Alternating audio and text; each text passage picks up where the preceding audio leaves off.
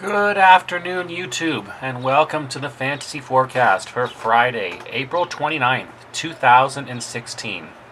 We don't have too much NBA left here, I know, guys. And look at that. You guys can't even see a little bit of the outside. Give me a second here. We're going to pull this out and refocus. I want you guys to be able to catch a little bit, just a little. Maybe I need to refocus even more, like that. There we go. I want you guys to be able to see how much salary is remaining. I think that's important.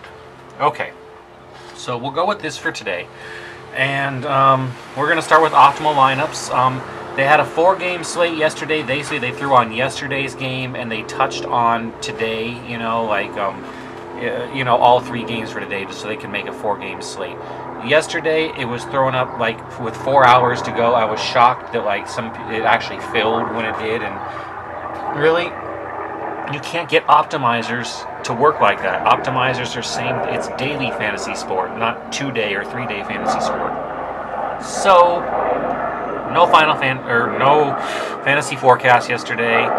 I did do an entry. That's why there's a live entry that shows winning. Although I did this as a test, guys. And before we get into our upcomings, I want to show you guys a little analysis. I know you guys like this too, especially when I have time.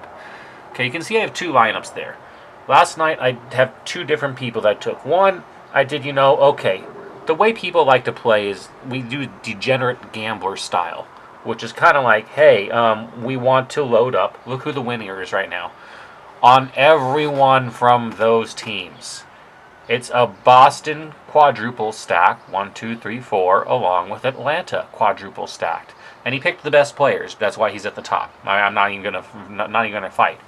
But do I really think that this guy is going to take first place? Hell no. Do I think he might? I don't even know if he'll win, to be honest, be in the winning percentage with only 1 point guard left. I mean, you can assume who it would be when you start adding all this stuff up. It would be a Walker or a Lillard or something, irrespective. So what? He gives you 40 points, and this score comes out to 280. Great. Sometimes stacking these games... this is just because they want to gamble. So instead, I did 2 different types of entries. One, I showed you, let's see what happens if we just do half the game. Try to pick and choose around. Evan Turner was 5,900 at 21 points. He didn't pay value. Teague, at whatever, he did not pay value. Bazemore paid value. Bazemore wasn't bad. Millsap definitely, you need a 36-point player. I don't care if he was expensive. It's good to get that in the playoffs, only 4-game slates. You need players that are going to give you 37 points. Even though he was expensive, that was a good spend-up. That was a good player to buy. You could have gotten Bazemore yesterday, and okay, I'm fine with you. If you got Millsap yesterday, okay, I'm fine with you. Even Horebko, because he was a bit cheap at 46. He really should have paid 19 to hit value at 4 times at least. He was a touch low on that. I mean, personally, I'd rather have skipped Horebko now that I'm thinking about it and just had Millsap. But the power forward slate is a little weak today anyways, so it's okay. And then I got this lineup, which basically plays everyone today more. McCollum, Crawford, George, Green, Lowry, Dragic, blah, blah. But it had Millsap and Horebko only because I didn't like the power forward position on the 4-game slate. And I figured, you know what, why not just spend on it here and drop it and see what else I can pull. That's kind of how you want to approach a 2-game slate, guys, because we might see more of these coming up with the playoffs as they get smaller. They might even try to combine 2 finals games into one. I don't know how the fuck they'll do it, but, these guys are creative. Honestly, guys, even though this is the losing entry, this is the one I would rather have right now, and I think most of you guys would agree with me. Alright, and I do have 2 of those instead of 1, where you can see on the side. That's just how I played it, and it was just for a couple bucks, it's no big deal. Let's get to our upcoming lineups. These are the optimal lineups for today. Let's just go right on in. We're going to start with RotoWire. For some reason, Roto Grinders does not have one again for us. It's through the mobile app. If someone knows why or can explain why to me through a direct message on Twitter, I'd love that. Or leave a comment down there and I'll try to figure out why in the hell I can't get them. I don't know, but RotoWire. We got Lillard and Lowry in the point guard position. We got DeRozan and Crawford in the shot guard position. We got Johnson and George in the small forward. We got Kaminsky and Green at the power forward. And for the center, we got Whiteside. Projections for all these guys in order. Lillard, 39. Lowry, 37. DeRozan, 33. Crawford, 31. Love that Crawford value, guys. George, 39. You're going to need to spend up somewhere, too. There's not many places. Johnson, 23. Jeff Green, 26. Kaminsky, 22. If that's correct, that's a really good value. It might not be, though. Whiteside, 35. Total lineup projects at 285, and that is RotoWire for today.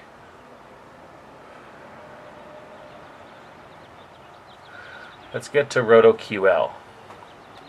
Yeah, I'm redoing the order, guys. It makes it easier for everybody. Okay, RotoQL has Lillard and Kemba Walker in the point guard positions.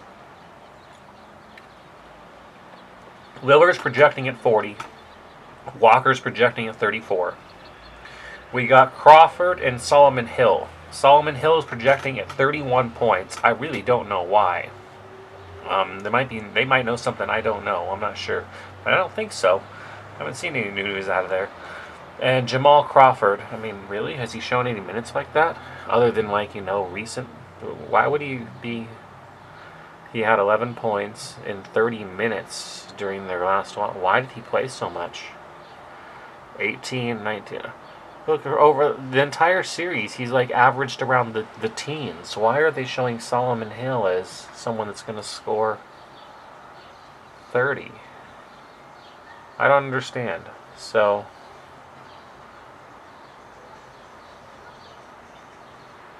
maybe it's because he's getting twice as much time as he did during the regular season, was saying that the internet's trying to project him up a little bit higher and say that, well, if he does get his 30 minutes, he should get 30 points. But he's not proving it. So, but this is where the RotoQL is sitting. Jamal Crawford projecting at 32. We got Paul George projecting at 34. 32 again. That's horrible at 9,400, but you do need to spend up, and I think he's going to get a little better than that. Harkless at 27. That's not bad. Harkless at 27, George at 32, and then we got Marvin Williams and Luol Deng. Williams is projecting at 23, and Deng is projecting at 25. For the extra money you're spending for Deng, I don't like the only 1.6 extra on the projection. Whiteside's projecting pretty well at 37. That's close to 5 times value. It's tough on the playoffs, guys, with them being defensive. 5 times value is more where you're aiming for. You want to hit 300. 300 is going to win you during the playoffs nowadays on these shorter slates. You're going to get a win. So if you can get your 300, do it. They're projecting this at 281. Okay, and that was RotoQL.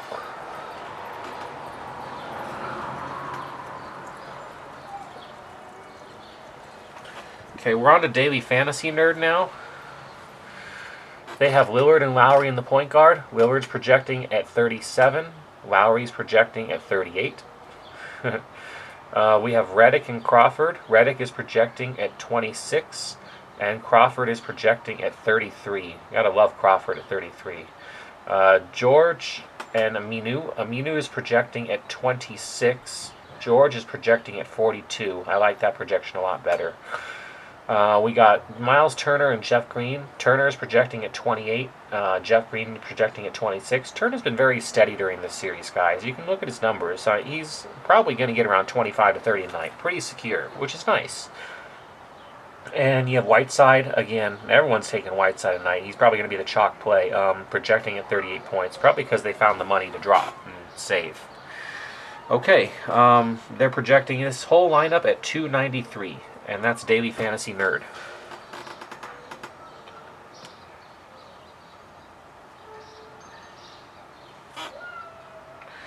Okay, this is Daily Fantasy Cafe. And they got, no surprise, Lillard and Lowry in the point guard positions. Lillard's projecting at 41. Lowry's projecting at 42. We got McCollum and DeRozan. McCollum is projecting at 33. DeRozan is projecting at 37, which is actually a very good value on their systems. That's about 5 times if I'm adding it up right. Lowry seems to be the best one of them, except for the cheapies. We got Joe Johnson and Paul George in the small forward positions. Johnson's projecting at 22. PG is projecting at 43. We got Marvin Williams and Easy Ed Davis. Mo Williams is projecting at 26, and Easy Ed's projecting at 21. He's easily their best value at 6 times then. And we got Mason Plumlee, and I like that pick a lot. Plumlee is projected at 31 points, and he has been undervalued throughout this entire series and is still slowly moving his way up. He will be a $7,000 center if Portland moves to the next round and keeps it close.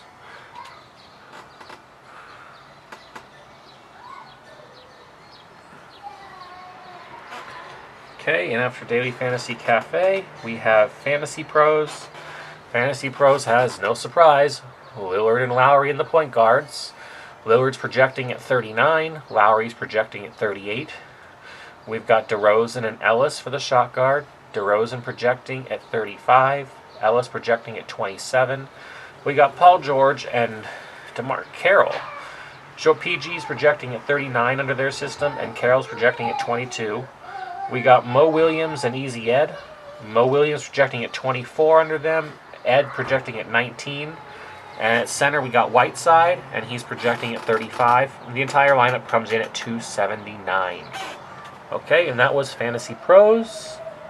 And now, let's look at Fantasy Labs. And yeah, I know it's paid, guys, but I have a 5-day free trial, so I'm letting you guys have the one optimized lineup that printed up under the Bales model. So, I've got Lillard and Walker at the point guard positions. Lillard's projecting at 35. Walker's projecting at 36. I got Redick and Crawford in the shot guard. Redick projecting at 21. Crawford projecting at 28. I got Paul George and Aminu. George is projecting at 43. Aminu's projecting at 30, which is nice. We got Deng and Turner. Deng is projecting at 30, and Turner's projecting at 27, which I like. And Plumlee, like I was telling you guys before, Plumlee projecting at 33 for a total score of 282 points. Okay, and that was the Fantasy Labs Optimal. Remember, guys, Fantasy Labs, I'm just running it off their basic trends, too, even though I have a paid part. I can't make customized stuff for you guys. And here's my recommended cash lineup for today. I know I show it in a tournament. I ran it in a tournament. I didn't care. Today's recommended cash lineup, and I will put this in cash later. Lillard and Walker in the point guard positions. Okay, let's start to explain. Now, if you look at this, this is more of a tournament lineup anyways because it's basically a Portland quadruple stack along with some Clippers. I mean, if you look at this lineup, I guarantee you guys, you're going to be losing until, 8:30 at night, 9:30 at night Eastern time. Because all your players are playing late. Every last one of them. Look, you got Toronto and the Pacers early. You got Miami and Charlotte early. There's the two early games, and a lot of people will stack them, and then you'll have your last game. I'm saying stack in your last game and just take a couple players from the early parts to make it easier for you. It looks like it's the highest scoring game to me. And now I'm just starting to feel the basketball out. I look at the two games, the defenders, and what I'm seeing. Look at the games, guys.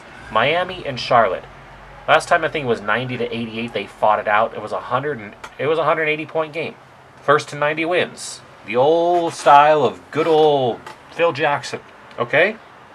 Probably going to be similar again. Clippers and Portland at least got to 100 apiece, if I remember correctly. And then Toronto and Indiana, the same kind of thing. The Raptors can blow out the Pacers, and I mean, that's your choice for a little bit more on scoring, to be honest with you. But other than that, see, I'm trying to aim for the high score now because I want the points, and I want all the assists and all the rebounds and everything else that goes with it. I want pace. I want pace tonight. I want pace. That's why I got Lillard. Lillard's going to give me pace, and Walker is going to shore me up early on and surprise everyone because everyone else is taking Lowry, and I'm taking Walker. I can afford him. The $100 is just sitting there for a reason saying, take me, please. You don't want to take me, Lowry, instead tonight. Us Raptors, we're just going to end up sitting for another 15 minutes of the game as we blow out the Pacers. Or flip side, it's going to be an interesting game. I'm just going to tell you that. And I think the minutes are going to be somewhat off. Whereas I think Walker's minutes are quite secure. I still don't think Batum is 100%. I think he's sitting there on the bench just in case, if you guys know what I mean.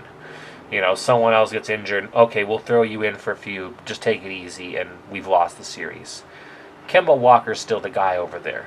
Him, Jeremy Lin, maybe, getting extra points. I would be looking at him at shot guard as well instead of Crawford. You could do a little work that way. I mean, you could swap Crawford right here, and you could move your other shot guard from McCollum up. I do like McCollum tonight. I like the quad stack on Portland. I want McCollum to, be part of that scoring offense with Lillard. I grabbed Harkless to finish it out, along with Plumlee at the bottom. So that's the quad stack part. That explains all of the Portland thinking. Clippers thinking is, okay, with, it's going to be easy for them to run all over them, but the Clippers still have to put some people out on the shot. Crawford saw 44 minutes in the last game. He sat like 4 minutes in the game. It was unreal. He jacked up 23 shots. Poor guy only hit 6 of them, but if he hits anything even remotely better, and he's still going to see the same type of minutes with the same type of injuries, you're looking at a great value at 5,200. Same thing with Jeff Green. The guy was hitting his shots and did decent, so I will have no problem paying 4,900 for him down there. That covers all the Clippers and Portland picks. All that's left is, you can see at small forward, I got Paul George. That should be obvious. He's the only thing that can, him and Turner really can put a little bit of hurt on DeRozan and Lowry. And we've already seen it a little bit. The Raptors aren't the strongest of playoff teams. The Pacers certainly aren't either, but I think this game is closer than a lot of people think, especially with the home game advantage. I like George and Turner tonight. I think they're in good positions. So I nabbed them both. And your last pick, like I explained, was Walker at the top there instead of Lowry, because I'm staying away off that Toronto pick, and that's it. So there's your recommended cash lineup for today. All right, guys. I hope you enjoyed Fantasy Forecast for April 29th, 2016. We are currently winning some money in our lineups from yesterday. I think we did win on the cash lineups on the day before, too. I didn't get a chance to do a results show because there was no NBA. I'm working on MLB models for you guys. We're going to need something for it, and I tried testing one out yesterday. It failed miserably. Basically, I had Matt Carpenter instead of... who was the guy that hit the Grand Slam? It doesn't even matter. Mikado. But for $200 more, which was in my ideal salary, I could have had Mikado instead of Carpenter. And so until my models show me picking the batter that's going to get more of those hits than the guy that's, because of some statistical whatever, I need to stay away off it and not give it to you. I only give you guys projections that I think will actually pay off. That's why I say take this as a cash bet, because you guys already seen. You play it in tournaments, you're going to lose half the time. But you play it in cash, you win 80% of the time. And that's how you keep on betting over and over and over. That's how you keep on playing the game. It's a slow grind, guys. All right. And that's it for today. Contest giveaway details. I have been asked about that. I don't know how to do it still. Somebody shout out an idea to me. I want to do a league, but FanDuel won't let me do a league unless it's paid. We could do something paid, but that seems to defeat the point of a giveaway. I'm thinking what I'm going to do is on a single day, I'm going to announce during a video, and I'll try to do it early, that everyone is to enter a free league.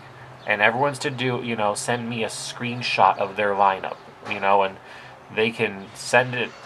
Maybe I'll set up an email address just for it so I don't have to deal with a whole bunch of emails or something. Or maybe I will make you guys go through Twitter to send me the screenshot or something. I don't know, but we'll figure out some way. Or maybe you can just, leave in the comments what your lineup is. As long as it fits on FanDuel, I can start entering them in over on.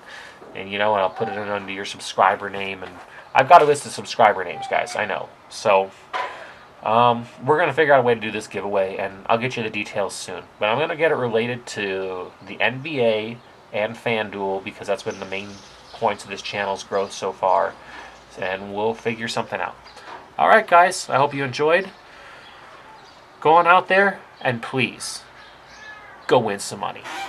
Oh, and don't forget to subscribe for notices on future videos. I forget, you guys keep asking when I'm going to put out new videos. Just subscribe on YouTube, and you'll get a notice on your phone immediately when I put out a new one. Alright? Hit that subscribe button. Hit that like button. Help me make a few bucks for doing this. I do it all for free, guys. Remember, I like those likes. I like those comments. I like those subscribes. And I like you guys following on Twitter at MikeMiller78. Alright, now, go on out there and go win some money. Have a great day, guys. Enjoy the weekend.